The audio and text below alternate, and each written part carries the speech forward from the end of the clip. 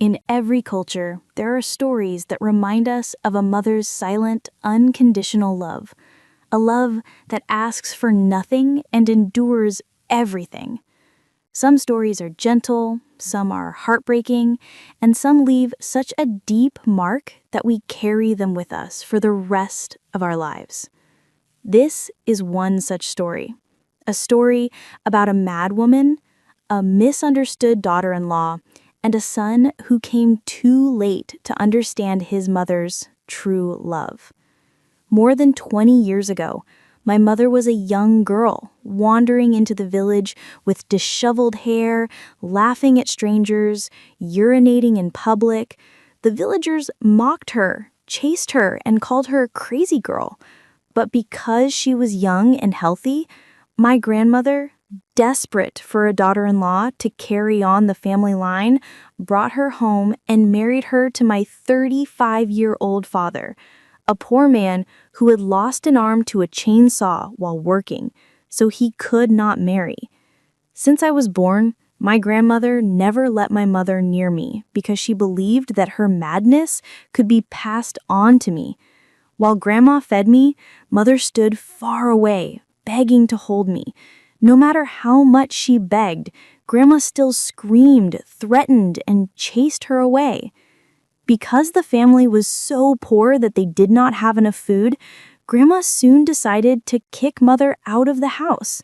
My mother begged to stay and promised to eat only half a bowl of rice a day, but was still forced to leave.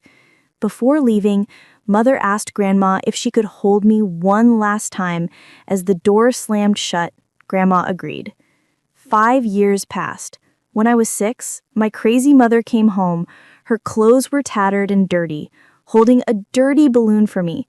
But I was so ashamed of being teased by my friends for having an electric mother that I refused her. Although my grandmother brought my mother back home because she felt guilty for having chased her away 5 years ago because of her difficult circumstances, I continued to ignore, humiliate, and avoid her. Despite her madness, my mother still showed unconditional love instinctively.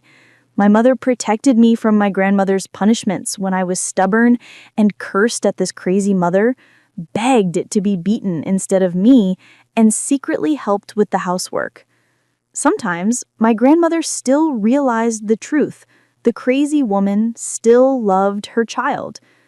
When I entered secondary school and had to stay in a rented house 20 kilometers away from home on mountain roads, my mother took on the responsibility of bringing me food every week.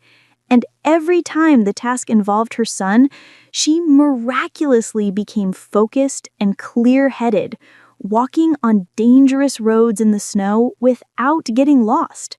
One Sunday, she brought me more than a dozen wild peaches. I ate one, praising its sweetness, and praising my mother for being better and more skillful. My mother beamed with joy. The next day, she never returned home.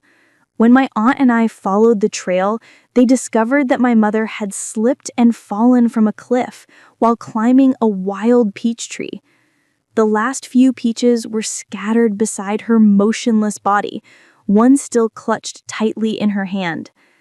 I collapsed with grief, realizing that just an unintentional compliment had made my mother risk her life just to make me happy. 3 months later, I received my acceptance letter to Hubei University. I took the precious letter to my mother's lonely grave and placed it there, a belated tribute expressing love and regret for the silent, boundless sacrifices of my crazy mother that I never truly understood until it was too late.